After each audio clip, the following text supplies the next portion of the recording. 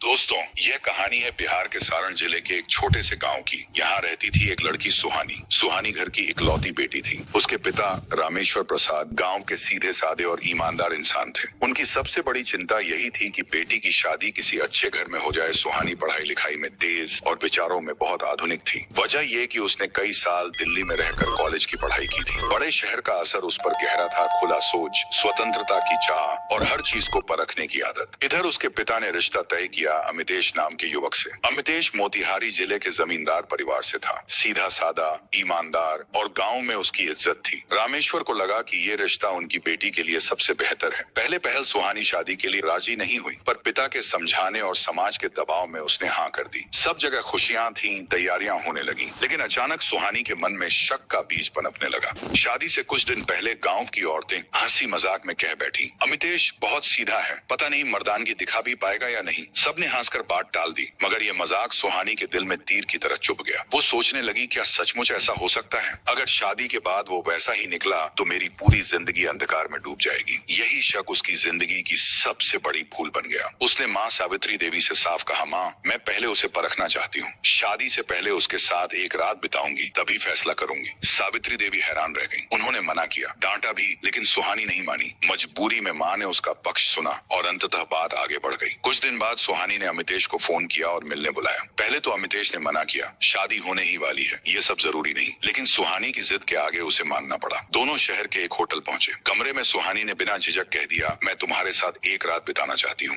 तभी यकीन होगा कि तुम मेरे लिए सही हो। अमितेश दंग रह गया। उसने साफ कहा, ये सब शादी के बाद होगा, मेरे संस्कार मुझे इसकी इजाजत नहीं देते। पर सुहानी ने धमकी दी, अगर अभी परखा नहीं तो मैं शादी से इनकार कर दूंगी। आखिरकार गुस्से और मजबूरी में अमितेश ने वही किया जो सुहानी चाहती थी। अगली सुबह सुहानी संतुष्ट थी, लेकिन अमितेश अंदर से टूट चुका था। उसने कहा, तुम्हें मुझ पर भरोसा नहीं था, इसलिए तुमने मुझे मजबूर किया। शादी भरोसे पर चलती है, शक पर नहीं। अब ये रिश्ता खत्म है। सुहानी का संसार बिखर गया। कुछ हफ्तों बाद पता चला कि वो गर्भवती है। मामला गांव में फैला, समाज ने ताने दिए और आखिरकार कोर्ट तक मामला पहुंचा। डीएनए टेस्ट ने साबित किया कि बच्चा अमितेश का है। अदालत ने कहा, बच्चा 5 साल तक मां के पास रहेगा, खर्चा अमितेश उठाएगा। समय बीता, बच्चा जन्मा। सुहानी की जिंदगी उदासी से भर गई। एक सुनवाई के दौरान उसने रोते हुए अदालत में अमितेश के पैरों में गिरकर कहा, मैंने गलती की थी, लेकिन इस मासूम की खातिर मुझे और मेरे बच्चे को अपना लो। ये सुनकर अमितेश का दिल पिघल गया। उसने कहा, अगर तू सच में पछता रही है तो मैं तुझे और इस बच्चे को अपनाता हूँ। अदालत की निगरानी में दोनों ने शादी कर ली। शुरू में गाँव में बातें हुई, लेकिन धीरे धीरे सब शांत हो गया। आज सुहानी, अमितेश और उनका बेटा मिलकर शांति से जीवन जी रहे हैं। दोस्तों, इस कहानी से सीख मिलती है कि रिश्तों की नींव भरोसे पर खड़ी होती है, शक पर नहीं। एक पल की जिद पूरी जिंदगी बर्बाद कर सकती है, लेकिन सच्चा पछतावा और माफी रिश्तों को फिर से जोड़ सकते हैं। राधे राधे दोस्तों।